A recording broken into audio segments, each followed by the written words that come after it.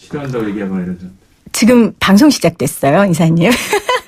저희 방송 마이크가 꺼져도 계속 수다가 이어지고 있습니다. 자, 우리 2부에서는 제가 지금 내드린 퀴즈에 대한 이야기를 좀 나눠보려고 해요. 정답이 뭐지요, 평론가님? 아싸 말씀하시는 거 아니에요? 네, 인싸입니다. 인사이더라는 뜻이고요. 각종 행사나 모임에 적극적으로 참여하면서 사람들과 잘 어울려 지내는 사람을 이르는 말입니다. 근데 저는 이 인싸를 저희 초등학교 조카한테 처음에 들었는데요. 저는 이 단어를 듣고 좀 슬펐어요. 왜 슬펐을까요? 아싸시기 때문에 슬프신 거예요? 그런가? 인싸시잖아요.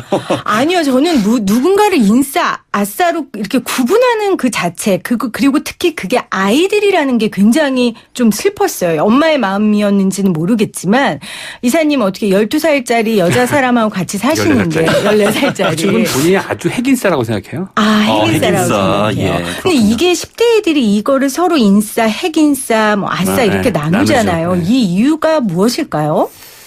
사실은 인싸는 인종욕구죠, 뭐. 그러니까 인싸라는 용어는 인사이더, 그러니까 안쪽에 있는 사람인데 거기 용어를 정의하려면 어떤 집단이 정의돼야 됩니다. 네. 어떤 집단에 속하고 싶고 그 집단, 내가 속하고 싶은 집단에서의 안쪽에 있는 사람이라는 걸 정의를 해야 되는데 그래서 네. 인사이더라고 하는 것을 알려면 어떤 집단을 머릿속에 생각하고 있냐 요거를 생각해야 되는데 어떤 신문에 보니까 뭐 정준영, 승리 이렇게 인싸의 몰락 뭐 이런 식의 이제 얘기가 있는 거 있더라고요. 네, 네. 그 신문 기사를 이해하려면 이렇게 해야 됩니다. 그러면 기자가 생각하기에 이 사람이 생각하는 준거 집단이 성적 매력이 있거나 관심을 많이 받거나 네. 뭐 재력이 있거나 이런 식의 집단을 머릿속으로 준거 집단을 생각하고 있고 여기에 얘네들이 인사이더라고 생각하는 거죠. 인싸라고 하는 표현 안에는 준거 집단을 같이 끼고 있는 표현인데 뭐 쉽게 얘기하면 그런 겁니다. 예를 들어서 뭐 제가 책 모임 몇 개 하고 있는데 거기는 좀 완전 제 핵인싸예요. 네. 정말 잘난 척 엄청 하거든요. 반면에 회사 같은 공간에서는 영업 부서가 핵인싸죠. 저는 이제 돈을 못 버니까 아싸고. 네. 상무 지금 이 시간에 이사인데 회사를 아싸요? 짓고, 네, 그럼요. 영업 부서가 아니니까. 슬프다 갑자기. 그렇군요. 이 방송을 듣고 있는 우리 부서원들하고 화이팅 합시다. 아니 아무튼. 제가 보기엔 방송 나오는 이사님이 더 인싸예요. 아무튼 이것도 이제 영업 활동으로 생각하고 있기 네. 때문에 어디 가서 논다고 생각하겠지. 다른 사람들은. 아니 그러니까 아까 제가 이야기 말씀드린 것처럼 뭐 준거 집단 이렇게 어려운 말 쓰셨는데 네. 결국은 경계를 짓는 거잖아요. 경계 짓는 거죠. 나와 그들은 다르다. 사실 이제 경계짓기에 관련돼서는 네. 뭐 이제 아까 이제 어린이 중심 말씀하셨는데 본능적인 측면에서의 분명히 경계짓기는 있어요. 네. 근데 사회문화적으로 이게 어떤 규제 없이 이게 굉장히 광범위하게 퍼졌던 기제가 있던 거죠. 예를 네. 들면 예전에 어떤 안전에 관련된 프로그램이 있었어요. 지상파에. 네. 그런데 그 시청률이 꽤 잘 나왔어요. 근데 그 프로그램을 누가 많이 보냐면 안전에 관련된 프로그램인데 초등학생들이 많이 보는 거예요. 그다음에 그 초등학생들의 엄마하고 같이 이렇게 보는 거예요. 네. 그게 무슨 얘기냐면 어린아이들이 안전에 대한 그 관심이 굉장히 많아요. 그럼 안전이라는 건 결국에는 자신의 존재 자체를 안전하게 안쪽으로 이렇게 네. 진입하고자 하는 것을 말하는 거거든요. 그런데 1980년대 아웃사이더라는 소설이 있습니다. 근데 그때 당시에는 그 아웃사이더라는 책을 들고 다니면서 네. 이걸 이제 과시했었어요. 그 책을 읽으면서. 근데 그러면서 예술가들 같은 경우에는 오히려 자기가 아웃사이더라는 걸 자랑스럽게 얘기하던 시대였거든요. 네. 근데 지금 아까 말씀하신 것처럼 이 버닝썬의 그 멤버들은 자기가 인싸라는 걸 과시했던 거죠. 사실 버닝썬은요. 사실 이게 참 뭐라 해야 되죠? 다시 버닝썬으로. 예, 이게 참 염려사태인 게 뭐냐면, 얼마 전까지만 해도 그 버닝썬을 오가는 네. 사람들은 핵인싸 취급을 받았었어요. 그렇죠. 그리고 가장 심지어는 핫플이었으니까. 지금 뭐 예능인이 있는데 거기 클럽에서 노는 장면을 방송 프로그램에서 보낸 적이 있어요. 아하. 그랬는데 갑자기 일이 터지니까 이게 확 바뀌는 거죠. 그래서 우리 사회 문화 기조가 지금 예전에는 아웃사이드를 좀 약간 자랑스럽게 얘기했는데 지금 인싸라는 걸 강조하는 형태로 바뀌었다라는 거예요. 그럼 이게 왜 바뀌냐라는 거예요. 왜 바뀝니까 이사님? 네, 욕먹으니까 바뀌는 거죠. 뭐. 뭐가 욕먹으니까 튀는 게. 튀는 걸 욕먹으니까 아하. 바뀌는 건데 사실은 그 인싸, 아싸 아까 이제 말씀드리다가 다시 한번 정리를 하면 네. 준거 집단 이런 용어 빼고 네. 근데 어쨌든 인싸라고 하면 집단을 상정해야 된다. 이 얘기는 꼭 맞는 말입니다. 근데 이 집단이라고 하는 것이 아까 김 박사님 얘기하신 것처럼 우리가 그 어떤 기사에서도 어떤 집단을 상정하는지에 대한 얘기는 안 해요. 그래 놓고 이제 인싸라는 맞아요. 얘기를 하는 거죠. 근데 사회적으로 인싸라고 했을 때 지칭하는 사람들 보면 돈 있고 인기 있고 성적 매력이 넘치는 사람들. 그러니까 그 집단을 명확하게 하지 않아도 네. 인싸라고 하면 어떤 사람인지 그려진다는 게 그렇죠. 저는 문제라는 그러니까 거거든요. 그거를 인싸라고 정의하는 것 자체가 네. 사회의 어떤 사회적 가치관의 기준을 경제적 기준, 그다음에 뭐 성적 매력이나 외모나 이쪽을 몇 가지로만 정했다는 거예요. 그러니까 아까 농담식으로 얘기했지만 책을 많이 읽거나 교양이 많은 사람을 인싸라고 하냐? 그러지 않는데. 그렇게 정의할 수 있는 다른 카테고리도 필요한데 다양성이 필요한데 네. 그렇지 않다는 게 인싸라는 용어가 튀어나왔다는 게 역으로 굉장히 다양성이 보장되어 있는 것 같지만 여전히 한국 사회는 경제적 부분이라든지 아니면 맞습니다. 외모나 이쪽에 좀 더 많은 포커스를 두고 거기에 영향력을 가지는 것이 인싸라고 사람들이 상정한다. 이걸 반증하는 것이다. 이렇게 볼 수 있겠습니다. 그래서 인싸 때문에 뜻하지 않게 학부모님들이 좀 고달퍼졌잖아요. 왜냐하면 인싸 때문에 그래가지고. 인싸템까지 있잖아요. 그거를 가져야 물론 그게 이제 엉뚱한 토끼 모자 고민이 혹시 있어요? 그거 없어요. 저는. 토끼 모자 없어요? 없어요. 저는 의지적으로 있지 않나? 거절했어요. 진짜로. 아니 의지적으로 우리 아이들에게 이것도 사주지 않을 거고 인싸라는 말도 나는 가르치지 않겠다. 아직 어리니까 아이들이. 그러니까 저는 왜냐하면 인싸라는 게 우리라는 의미보다는 우리를 안는 의미보다는 너희가 저리 가라는 배타성이 훨씬 더 크게 느껴졌기 때문이에요. 저는. 그렇죠. 네. 그렇죠. 아웃사이더를 상정을 하고 인싸를 맞습니다. 그 중에 카르텔 네. 비슷하게 영역을 치는 거죠. 그러니까 지금 0787님께서도 같은 말 해주셨어요. 저는 다양성이 무너지는 사회가 점점 돼가는 것 같아 아쉬워요. 개인의 성향을 사회성과 집단으로 나눠서 호감을 부여하는 게 맞을까요? 어우, 이분 되게 수준이 있으시네요. 이렇게 보내주셨고. 이 방송을 듣는 청취자분들은 다 그렇죠. 수준이 높으십니다.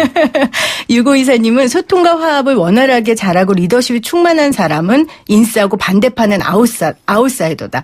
이렇게 나눠지면 좋은데 개념이 이 개념이 아니라는 게 지금 문제인 그렇죠. 거잖아요. 네. 그러니까 저는 사실은 인싸하고 아싸의 문제는 개인의 정체성 혼란과 같이 같다고 보는데 심리학에서는 사실 이 정체성의 문제를 청소년기에서 아직 미성숙한 인격들이 이제 수행해야 될 과제 중에 하나로 보고 네. 있거든요. 어쨌든 정체성을 확실하게 하려면 남들과도 구별짓기를 해야 되고 네. 다양하게 뭔가 역할을 취하는 과정에서 자기 정체성을 알게 되는데 사실 이 소통 과정도 그렇고 지금 좀 많이 갇혀 있거든요.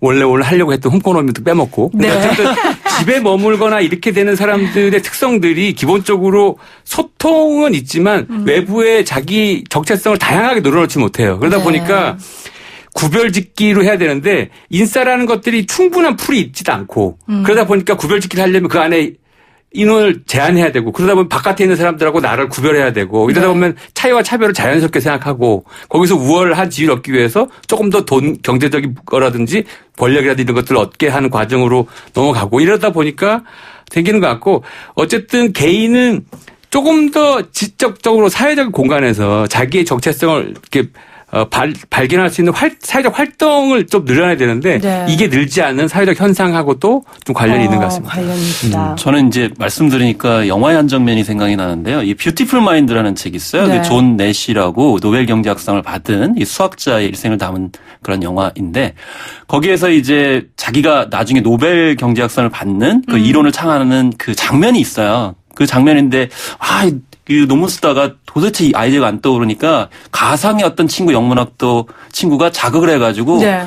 학교 이제 안에 있는 호프집을 가게 됩니다. 거기서 이제 착안하게 되는데 그 내용이 뭐냐면 이제 아담 스미스가 혼자 이제 열심히 살게 되면은 뭐 경제적으로 잘 돌아간다 이 얘기를 하잖아요. 공동선을 이룬다.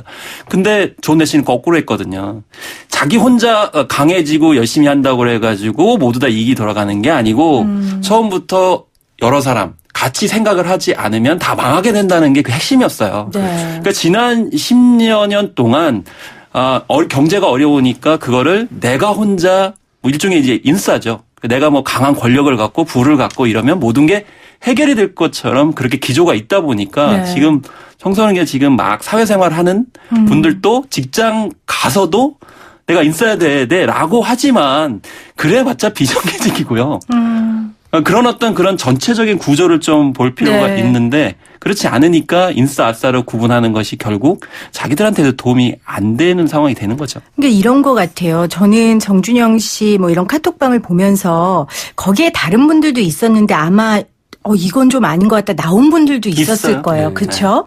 그러니까 나는 인싸 안 하고 말아. 난 너희처럼 그렇게 하는 인싸 안 할 거야 하고 거절하고 나온 분들이 분명히 있을 거란 그래서 말이에요. 그 분들이 나중에 네. 그것에 대해서 증언한 경우도 있었어요. 이번에. 네, 그렇습니다. 그렇기 네. 때문에 뭐 인싸만 추구하는 사람이 있는 건 아니고요. 그리고 요즘에 이제 맨 처음에 인싸 아싸를 트렌드 관점으로, 그러니까 트렌드 관점이라는 거는 일종의 이게 대세야, 네. 뭐 젊은이들 대세야라고 해가지고 다루는 어떤 그런 매체들이 많았는데 네. 요즘에 나오는 거는 자발적 아싸에 대한 이야기가 조금씩 나오더라고요. 자발적 아싸. 아싸 네, 하면은 네. 뭔가 네. 뭐 외톨이고 이제 배제된 뭐 추방된 사람이라는 인식이 드는데 아니 그 자발적으로 나는 아싸야. 뭐 이런 기류도 분명히 존재하는 거거든요. 네. 굉장히 중요한 트렌드인데 그게 최근에 행복 연구를 하는 심리학자들한테서 나온 결과랑 좀 매치해서 얘기를 해보면 네. 그런 겁니다. 아싸 인싸인 사람들이 거기서 못 떠나게 되는 거는 떠나게 되는 순간 불안하거든요. 맞아요. 불안심. 불안하고 이제 초조해지고 왕따. 인정받지 네. 못하는 인정받는 유일한 공간이 거기인데 거기서 떨어지면 내 정체 나는 도대체 뭔가 이런 생각을 더 많이 하게 된다는 건데 네. 최근 행복 심리학을 연구하는 사람들은 정체성을 최대한 n분의 1로 나누라는 거예요. 예를 들어서 회사에서는 제가 아까 아싸라 말씀드렸잖아요. 그럼 예를 들어서 책 모임에서는 제가 대장이고 또 다른 데 조기축구회 회장이다. 아니면 여기 어디 그 봉사활동 총무다 이러면 그 정체성을 나눠놓으면 회사에서 대박 깨져도 아예 나 뭐 맞아요. 조기 회장인데 뭐 이렇게 보완할 수 있는 정체성이 많기 때문에 그 인싸라고 하는 것에 집착하지 않게 된다. 이렇게 해서 아싸라는 것이 자발적 아싸가 늘어나는 현상하고도 관련이 좀 있어 보입니다. 그 말씀 들으니까 갑자기 이 속담 내지는 고어가 생각나네요. 어떤 거요? 용의 꼬리가 되니 닭의 머리가 된다. 아니 그렇게 해서 행복하면 되는 거죠. 네, 자기가 행복할 수 있는 그런 네. 것을 찾으면 되는데 굳이 하나에 집착할 이유가 없는. 맞습니다. 그러면 우리가 원래 오늘 다루려고 했던 이 홈코노미도 하나의 그런 대안이 될 수 있는 건가요? 그러니까 굳이 밖에 나가서 뭔가 내가 성취해야 된다라고 하는 것보다는 오히려 안에서 자기 주체적으로 공간을 내가 할 수 있고 만들고. 그리고 그 안을 잘 꾸미면요. 뭐 그 예능인이 자기 집을 잘 바처럼 꾸며가지고 많은 사람들 불러들였잖아요. 네. 그렇네. 밖에 나가가지고 뭔가 집에서 뭘 소통하는 하는 거는 네. 자기 안에 잘 만들면 사람들이 꼬여든다는 게 아니라 모여들게 되잖아요. 네. 무슨 이야기인지 궁금하신 분들은 4월 수다 시간을 기대하시면 되겠습니다. 한 달을 기대하셔야 돼요. 한 달 금방 갑니다. 네, 금방 가더라고요. 네. 오늘 토론 아니고 수다. 오늘은 덜 우울하다. 인싸임을 거부하는 우리 세 명이서 함께 했습니다. 김원식 문화평론가, 윤덕한, 마크로밀 엠브레인 이사와 함께 했어요. 고맙습니다. 예, 감사합니다. 고맙습니다.